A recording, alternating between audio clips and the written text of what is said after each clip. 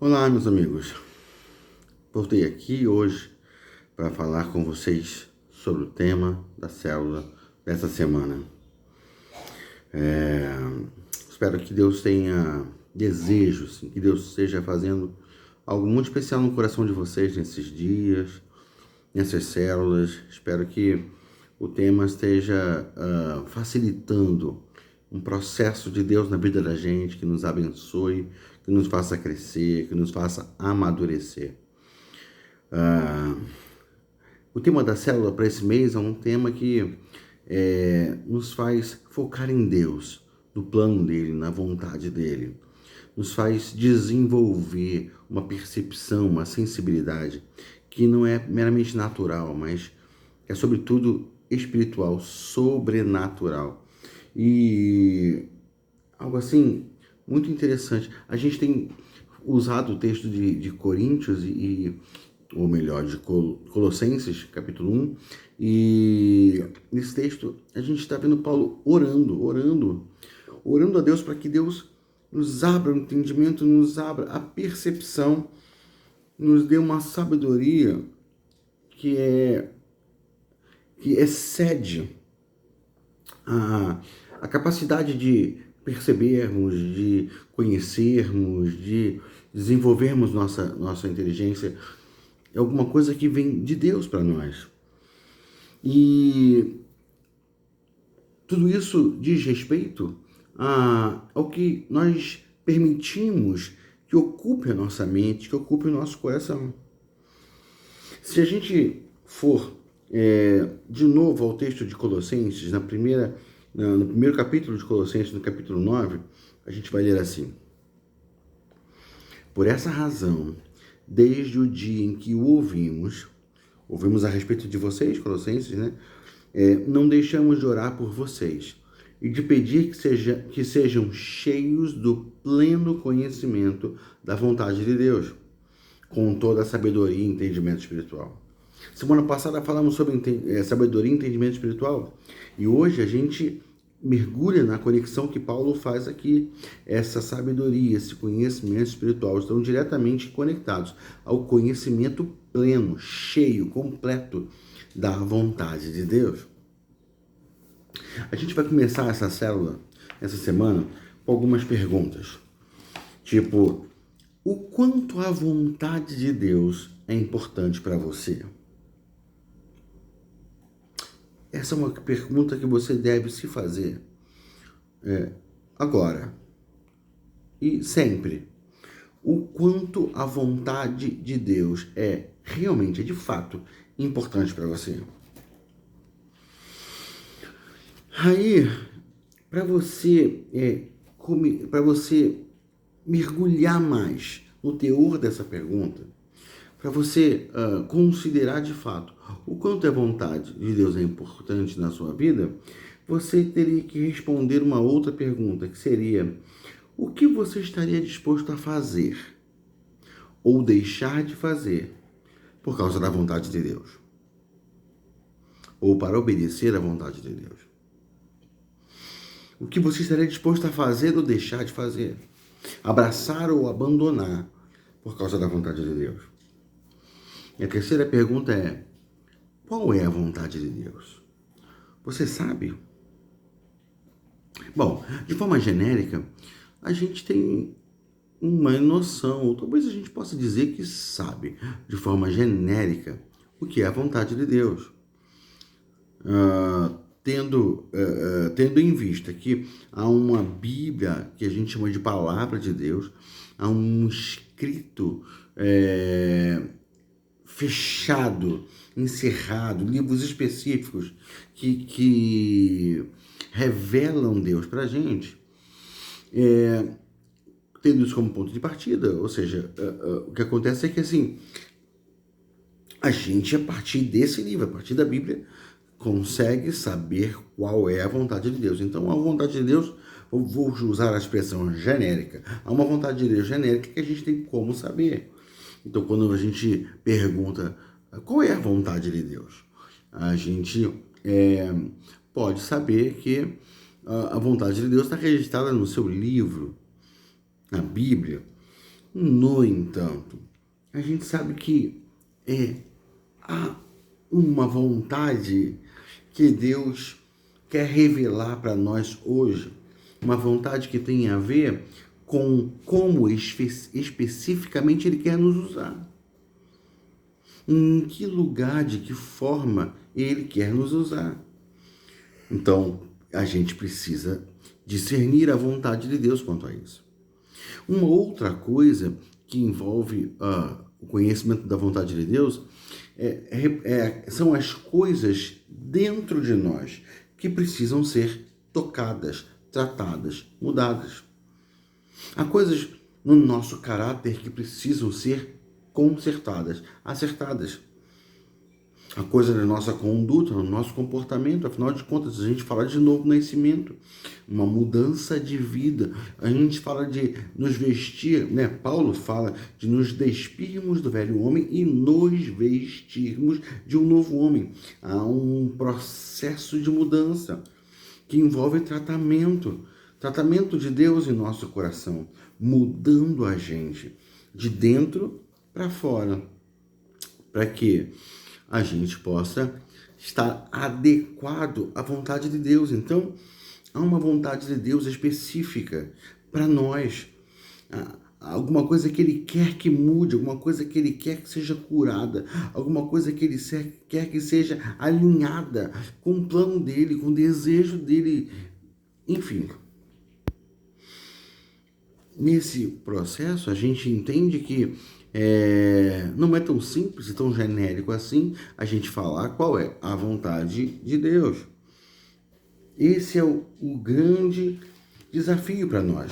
Então, quando a gente lê esse texto, a gente está percebendo que Paulo entende a importância de conhecermos plenamente, completamente a vontade de Deus.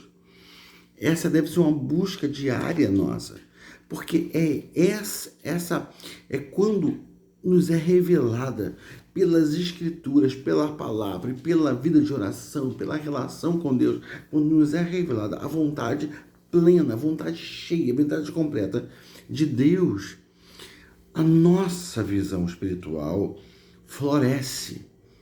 Ela toma conta de nós.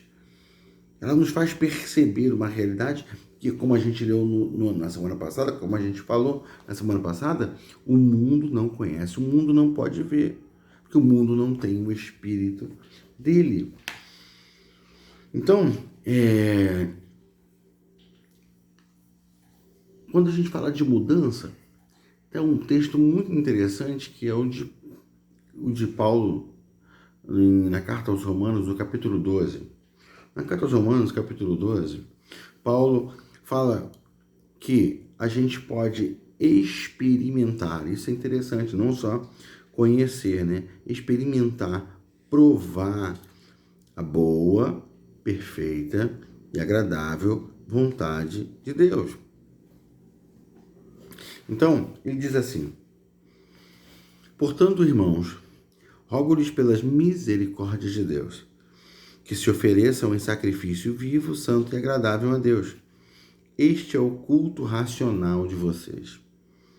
Não se amoldem, não tomem a forma, né?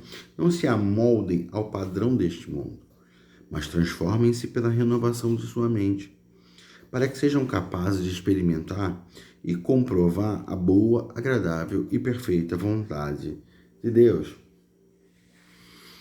Interessante nesse texto aqui ele fala assim, para que sejam capazes de experimentar e comprovar a boa, agradável e perfeita vontade de Deus.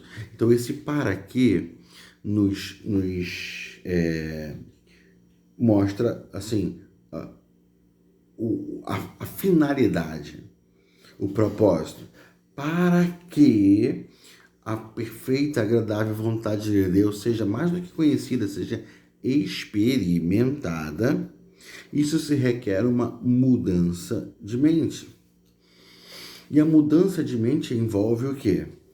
Uma doação, uma devoção. Envolve um sacrifício vivo, santo e agradável a Deus. Então, o conhecimento dessa boa, perfeita e agradável vontade de Deus vai requerer um sacrifício, uma entrega, uma devoção. A gente precisa se dedicar a isso, se dedicar a conhecer Deus, se dedicar a abrir mão de coisas, de conexões com a terra, para podermos nos dedicar e nos conectar ao céu. Isso é alguma coisa fundamental. Segundo esse texto, onde a grande transformação acontece? A grande transformação acontece na mente. Ele fala, não tomem a forma deste mundo, mas transformem-se pelo renovar da mente. Transformem-se na mente. Transformem a mente. Se eu não me moldo segundo os padrões do mundo, eu moldo a minha mente segundo que padrão? Segundo o padrão de Deus, da palavra de Deus, da vontade de Deus, o padrão do céu. Então, a minha mente precisa ser reensinada dentro de um padrão novo. Ela precisa ser renovada em quê? Em que eu renovo a minha mente? Na vontade de Deus. E não é em qualquer vontade de Deus. Paulo, quando orou aos Colossenses, disse que vocês sejam cheios do pleno, ser cheio do pleno conhecimento da vontade de Deus. Então, essa é a amplitude do propósito de Deus. É que sejamos cheios daquilo que ele pensa, daquilo que ele deseja, completamente absorvidos pela vontade dele. A vontade dele precisa ser o nosso anelo maior, saber o que ele quer.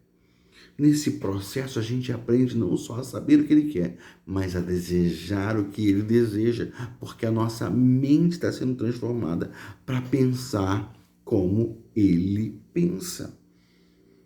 Então,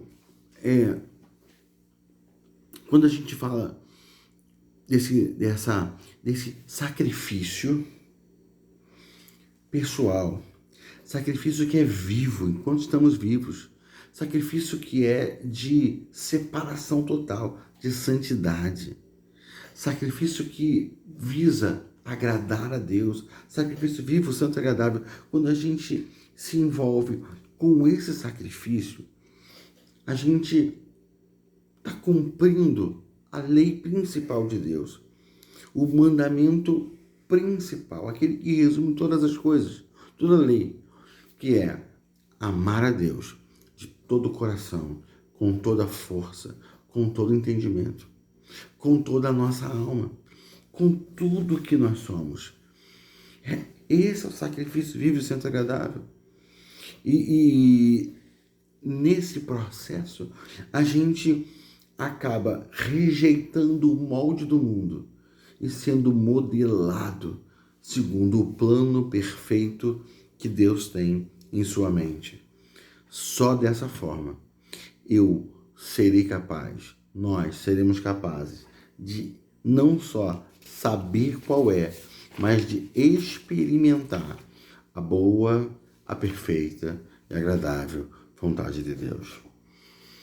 Conhecer a vontade de Deus envolve ocupar a mente com ela. Mas para ocupar a mente com a vontade de Deus, a gente precisa desocupar a mente com outras vontades, com outras coisas que nos absorvem, com outras coisas que vivem ocupando a nossa mente o tempo todo. Esse é um desafio. E na célula teremos esse desafio no final, de refazermos, mediante aquilo que falamos aqui agora, aquilo que meditamos, refazermos as primeiras perguntas do dia, as primeiras perguntas desse estudo. Diante do que lemos, o quanto a vontade de Deus é importante para nós. E o que a gente estaria disposto a fazer ou deixar de fazer para conhecer, experimentar e operar, praticar a vontade de Deus? E mais profunda e intimamente, não apenas genericamente, mas especificamente, pessoalmente. Você sabe qual é a vontade de Deus para a sua vida? Você sabe qual é a vontade de Deus? Deus te abençoe, meu amigo. Que Deus te abençoe, meu irmão. Que Ele te dê a graça de conhecê-lo cada vez mais intimamente, cada vez mais profundamente. Conhecer a vontade de Deus vai mudar os seus dias, vai mudar a sua vida, vai reescrever a sua história. Que Deus abençoe profundamente você. Em nome de Jesus. Paz, meu querido.